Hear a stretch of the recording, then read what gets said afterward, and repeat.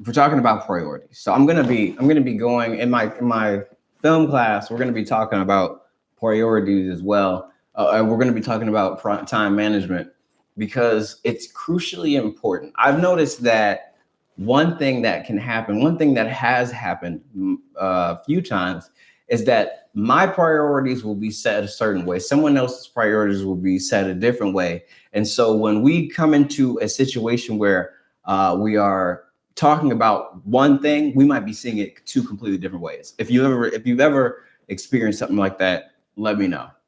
But you'll be talking about one thing, somebody else will be talking about something, and then you guys are both talking, but nothing's getting through to the other person. And one thing that I've found is that it's because it's a difference in priority. It's a difference in what you hold as a top priority and what they hold as a top priority. One particular situation of this is if you've ever had, I don't know if you, and I don't want to keep talking about like relationship stuff, but like if you're in a relationship, like guys are not the same as females. We don't think the same. We aren't wired the same because we aren't the same, and we aren't supposed to be the same. Now, if you have any sort of issue about that, then this isn't the podcast for you. But if you having an identity crisis in that lane, whether you're female, male, or whether males are the same as females, and whether we do the same things and have the same roles, then this just isn't for you. Like our conversation wouldn't be the same. But if you are one of those people who believe that there's only two different genders that you can be, and within those two genders, there are different roles and responsibilities and purposes, then this is for you. So again, going back to it, sorry. There's a difference. There's a difference in the way we communicate. And so for me, man, I'm telling you, there's only a few things that I put a lot of emphasis in that are top priorities for me in my life. When you talk about my faith, yes, top priority. Faith, finances, my family, and the things that directly affect my future and my health. If it falls into one of those five categories, then just know it is most likely a priority for me. If you're talking about anything outside of that, there are other stuff that is important. There's other stuff that I do spend time doing that I definitely care about, but most likely it will get pushed to the side if it doesn't fall in one of those categories for me. And one thing that I've had to realize, one thing that I've had to work with is understanding that whoever the other person is, whoever that person is, if they don't see the thing, if they don't hold it as a priority in their head the same way that I do, then off the jump, we are going to be seeing two different pictures and we'll be looking in the same direction. And so I have to try to understand where your priorities are. I have to try to understand what your perspective is so that I can try to see the same picture as you so we can be actually communicating. Because if two people are talking, but nothing's getting through, then you're not communicating.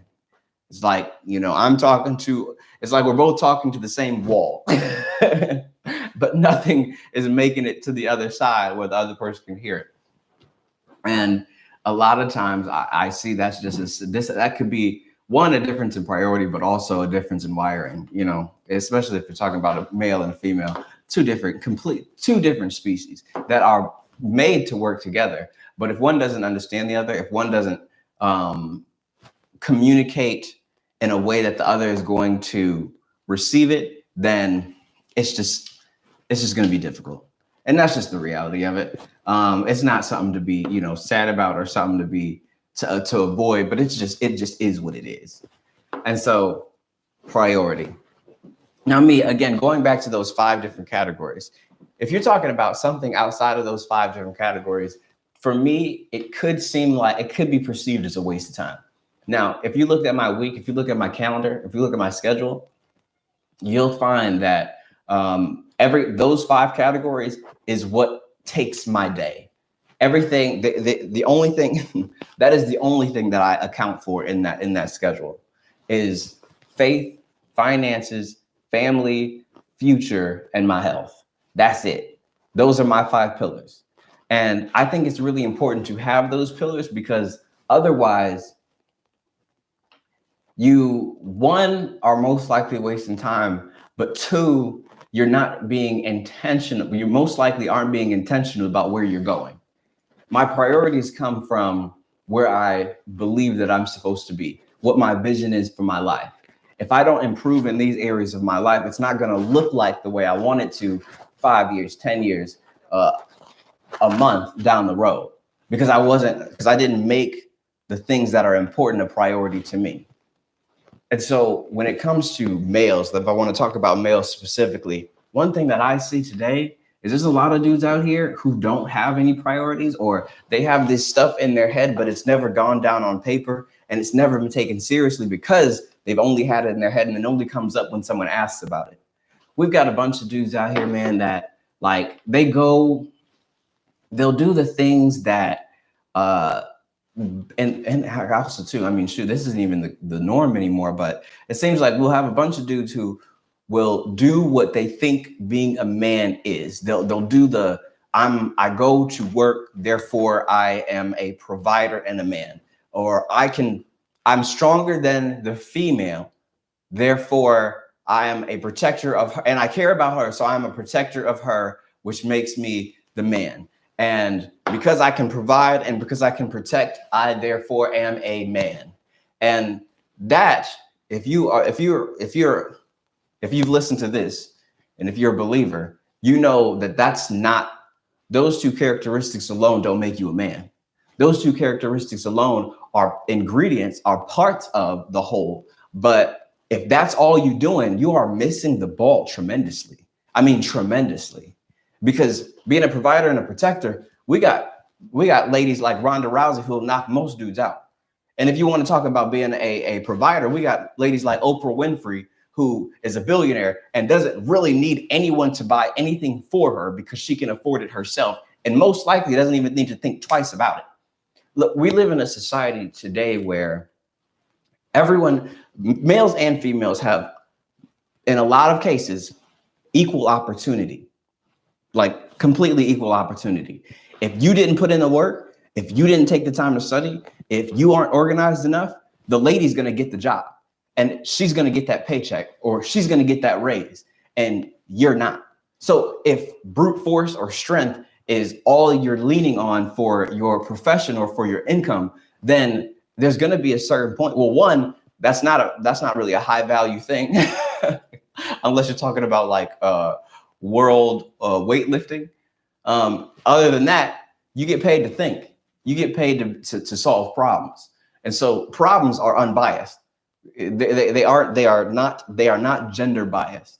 If the female can solve a problem that you can't solve, then that female will get paid to solve that problem. And if that problem is a bigger problem than the problem that you can solve, then she will get paid more for it, and she'll have more security in that lane than you do.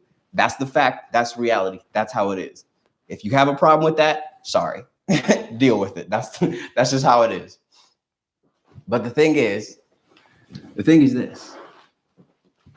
Going back to priority here, because I was talking about, I went off on a little bit of a tangent here, talking about what makes a man.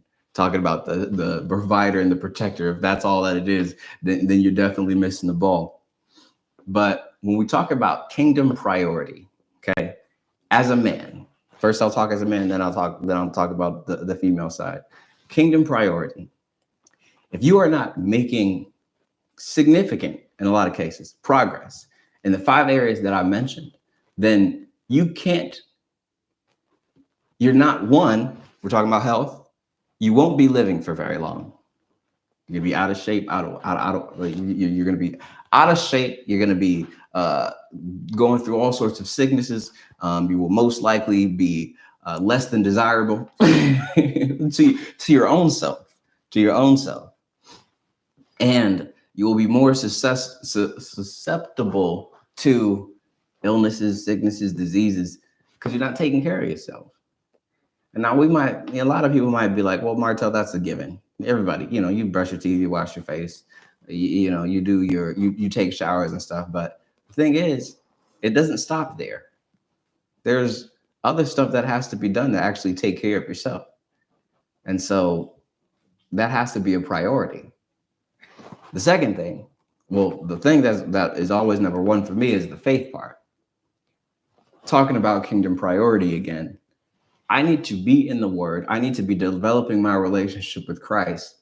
I need to know that I know where I'm going when I'm gone, because that will then become the centerpiece and become the focus.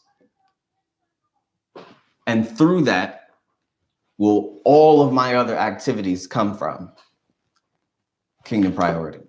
What did God put you on the earth to do? If you don't know that, then how could you possibly set up your priorities in a way that is productive to the kingdom? If the king told you to do something, you don't know what that is, how could you possibly be doing what you're supposed to be doing while you're here? Think about it. So that's the first step. What did God put me on the earth to do? That's my kingdom priority. And then the thing is, everything, every promise, every privilege, every inheritance, everything that you're going to be doing with that purpose, within that purpose, is going to be provided through the word. It's going to be provided through your faith and your faithfulness. So if you haven't gotten into the word, you can't be obedient to it, right?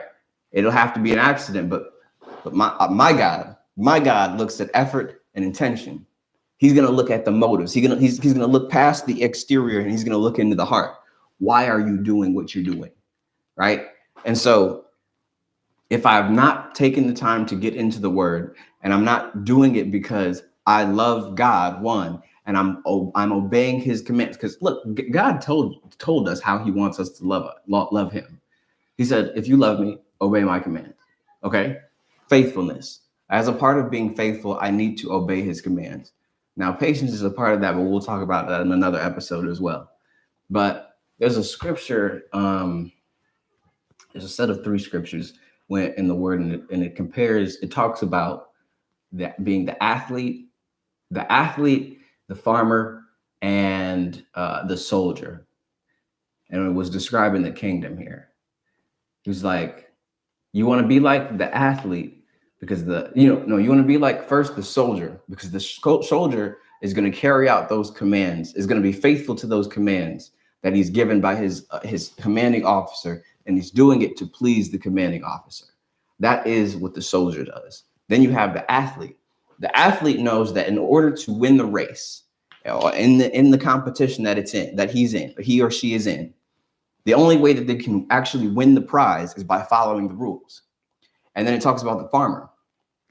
The farmer, one, is planting and cultivating, but it's going to take its fruit, so it knows if it's good or not before it's spreading it out to the community. It's cultivating the ground that it was given, that he or she was given, but then it's also taking its fruit and enjoying its fruit, and then passing it, and then making sure that it gives that to the rest of the people. The soldier, the athlete, and the farmer. And so if I don't understand what the rules are, I can't be like the athlete. If I don't take the time to listen to my commanding officer and understand what my assignment is, I can't be like the soldier. If I don't know what's been given to me and what I'm supposed to do with it, then one, I can't cultivate the ground around me, and I can't produce from it. So I'll never be able to taste the fruits of it, and I won't be able to give from it. And I won't even know that that's my job too. Faith. And then we have my finances. Look, we all know going to work is important. Everybody, a lot of people have jobs and a lot of people go to work, but have you ever stopped to think about why? I look out a lot of times and I see that, some people, they buy a fancy car and they get a job so that they can pay for the fancy car. And then they go get a house because they got a little of extra money. And then now they cannot leave that job because they have to be able to pay for the fancy house and the fancy car that is most likely more than they can afford. And so now instead of working for their future, for their freedom, instead of working for their peace, and instead of working and serving their community and the things that they care about, they're working to sustain a lifestyle that they can't afford to impress people who don't care.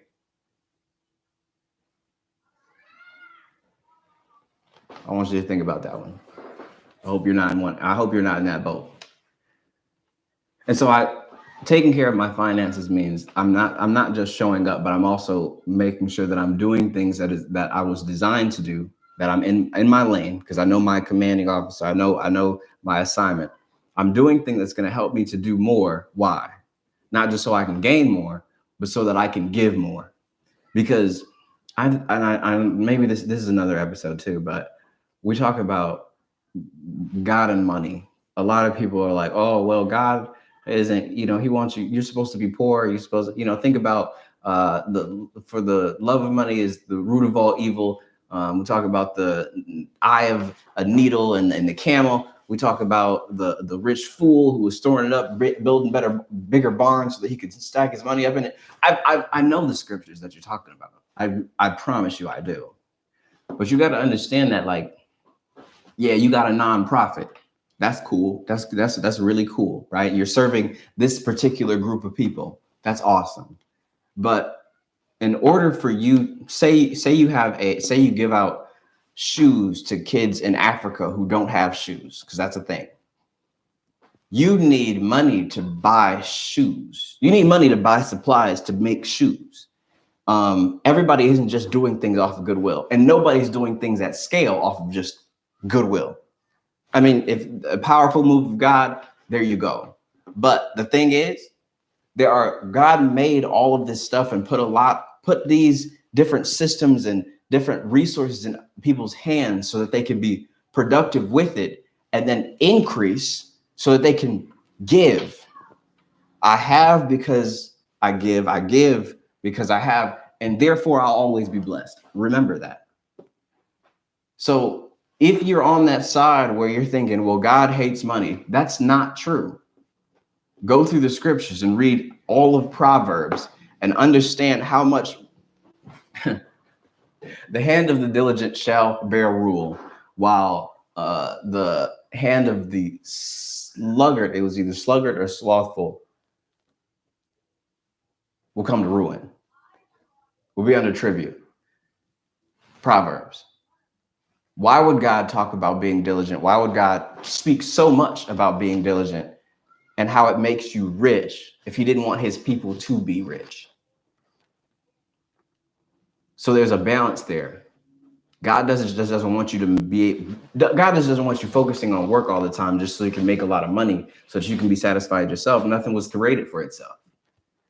He wants you to be able to increase, multiply, so that you can serve his people.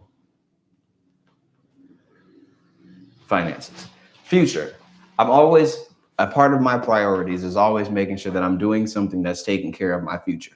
I'm not just sowing. There's a verse called seed time. There's a verse that talks about seed time and harvest. The thing is, you have to be planting seeds and you harvest in a different season than the season that you planted the seeds. But if you're so busy focusing on the harvest, meaning I'm going to work for this paycheck that's going to come in a week or two, the 1st and 15th, and today is the 10th, so I'm working so that I can get to the 15th, so I can get my paycheck, spend it all, so that I can then be working still, so that I can go to my paycheck on the 1st, then you're in a very dangerous cycle, and it's very uncertain. Now, with God, you can be sure that you'll be taken care of, but the thing is, he wants you to be responsible with what he's put in your hand. And if you put something in your hand, then just know it's for you to be able to give.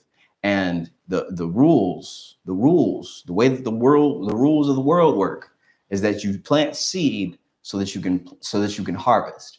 So right now, let's just call your work is just tilling the ground. You're just tilling the ground, and then that paycheck comes in. But if you plant seeds now, keep planting seeds. You'll harvest some of them next year. You'll harvest some of them in 5 years. You'll harvest some of them in 10 years. but you have to continuously, even in the harvest, you're still planting seeds, because just if you're in my situation, you know that one day you're going to be married. One day you're going to want to have some kids. One day it's Mother's Day, your mom might get a little sick, or maybe she's just flat out at an old age where she just doesn't feel like doing all this other stuff. She can't go to work and all that because it's just past her time. Who's going to step in? There's one day that maybe you just so happen to develop the heart to want to give, but you can't because you spent your full paycheck. Have to be planting seeds for the future. What am I doing today that's going to make my tomorrow better? What am I going to do today that's going to allow me to be more free to give and to live the life that God called me to live later? If I don't plant seeds, if I don't think about my future, if I don't think with the end in mind and work doing things that aren't going to necessarily pay off, or that I'm not going to see the result of today or tomorrow or next month or next year, but I know is going to pay off in the long term, that's a priority. Because, I mean, no one knows when their time is going to be. No one knows when their time is going to be. And you live each day, you want to live it thinking about, this could be it. But say you do make it 50 years, 100 years. But say you get to that point where you're at 90 and you can't take care of yourself.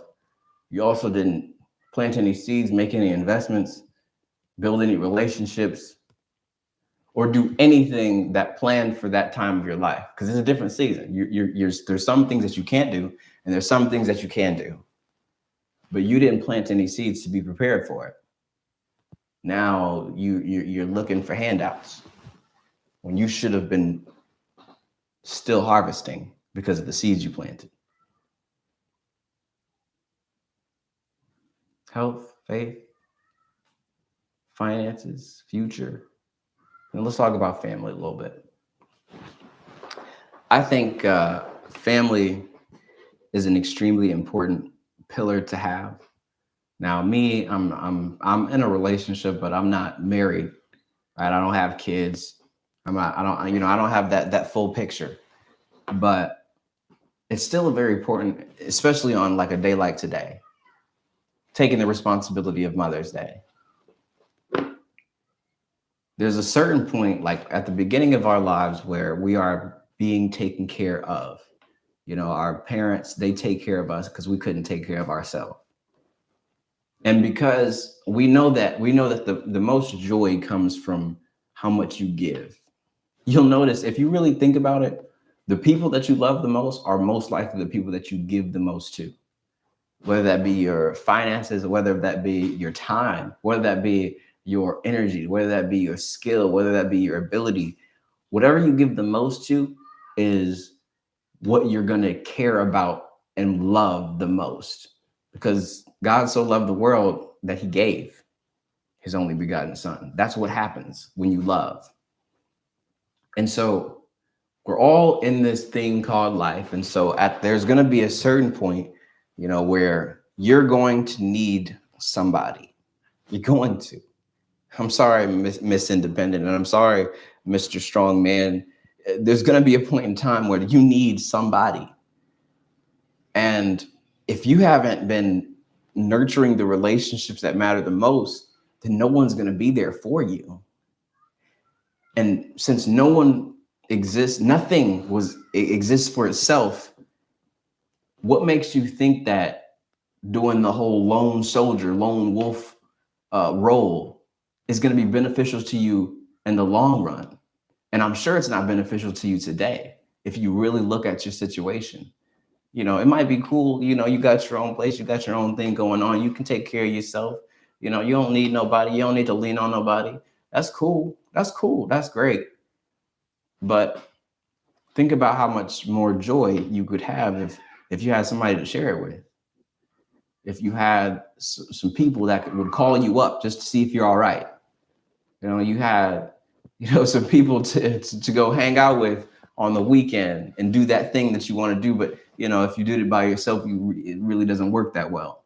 Or, you know, someone who you get into a situation, or COVID happens and you don't have a job anymore, or the economy crashes and then you get laid off from your job and you've got nobody to talk to, nobody to turn to. And I'm not just saying, you know, build up relationships just as like an emergency for you. No, I'm saying if you care about somebody else, if you find some people to pour into, there's going to be people to pour into you. You will be better off in the situation where there's somebody who loves you and you have somebody to love.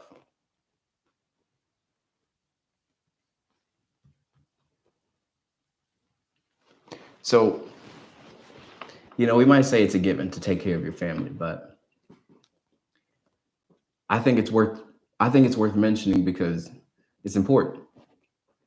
And the thing is, man, woman, you will never be fully who God created you to be until you become one with the person who was supposed to help you. Huh. Adam, you know, I was looking at this the other day, and I'm not a scientist, but I thought this was really interesting. So if you look up, so Adam, we all know Genesis, Adam, Eve in the garden, that whole thing. Adam, the word. So if you translate that back to the Hebrew, Adam is man. Okay, so man, male and female is just man.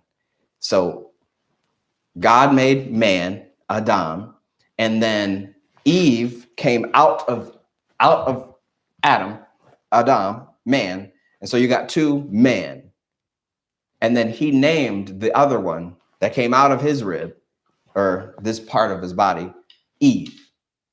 So we got Adam, we got Eve, we got male, we got we got woman, we got man, and we got woman. Same species. And I was thinking about it like this. So that's two categories, but make up the same thing. Both make up man, but we got two different parts with two different roles, two different purposes, and they are made two different ways to do two different things. But when they come together, they are way more powerful, and they become the nucleus of a family. They become the nucleus of they become the thing that is the most powerful force on this earth, which is a family. And so I was looking at it and I'm like, whoa. If you look up what a nucleus is, like, or an atom, which is like the foundation of life. Everything has atoms. It's made up of electrons, and it's made up of protons and electrons. When those protons and electrons come together as one, you get an atom, which is the foundational material of everything. But one by itself is not powerful enough. It serves a function. It has things to do, but by itself, it can be great, but it becomes greater when it is paired together and it becomes an atom.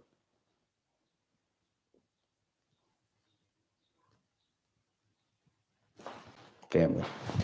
So when you're looking at your schedule, when you're planning out your days, when you're looking at your week, for yourself, decide on like what are the most important areas of your life. Also decide on what's your vision of where things are supposed to go, how life is supposed to be, and what things should look like, 5 years, 10 years, 20 years, 50 years down the road. And then align every single day with those pillars in mind that all help so that you make progress every single day, daily progress, winning the day. Go back to that episode if you haven't heard it. Winning the day by making sure that you're making progress in every single one of those areas that matter the most to you and that align with the vision of life that God gave you and that you crafted. And I want you to know right now, if that vision that you have for your life is not in alignment with God's will, it will not look like that. It's not going to work. So my advice to you is make sure that when you're crafting that vision for where you want your life to be and what you want it to look like, make sure that you factor in whose you are, and what you're made of, and then what his will says about your life. Craft that, and then spend every single day working towards it. Look, you don't want to be a lopsided person. You don't want to be a person who's just so focused on their finances that they're neglecting their relationships, they're neglecting their health, they're not doing anything for their future, and they're just one dimensional. Because those are the people who become billionaires but hate life, and so they end up committing suicide. Those are the people who, become wildly successful in an area, but because they never cared for anybody and never had anyone care for them beyond the financial benefit that might come with it, they have no real relationship. So it's hard to enjoy the things that it's hard to enjoy the success that they gained. Or say you're just so focused on your family and nothing else. You're showing your wife love. You're taking care of, you're doing all this stuff, right? For your family. But the thing is, you never took care of your finances. You never planned for the future. Therefore, you put your family in a hard situation where you might love, you might be so loving, so open, so honest. You might be so great at taking care of things and doing things with your hands. But the thing is, your family's going to be in a tough situation because you didn't make that any sort of priority in your life. You didn't decide on that you were going to advance in your career. You didn't start, building up that savings account. You didn't even take any precautions that would protect your family for if something went down. So then you are not taking care of your family by not taking care of yourself and your finances. And then we got some people who are so focused on the future, future, that they never take action. They never take action today that's going to actually make progress, which will plant the seed so that they can have a harvest in the future.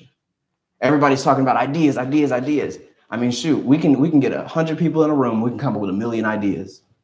But if no one takes the time to do anything, if no one executes, no one takes action, then we'll never get to the realization and the manifestation of any of those million ideas. What are your priorities? And are you taking care of every area or just one? Do you swing towards one or two, or are you covering all the bases? Are you so focused on reading the Bible, going to church, going to Bible study, being a part of the praise team, and X, Y, and Z in the church, and you think that money is bad, so you don't ever think twice about where you're going in your career, or developing any sort of skill, or planting any seeds for the future? So you claim to be a super Christian because you go to all this stuff, but you've missed the mark.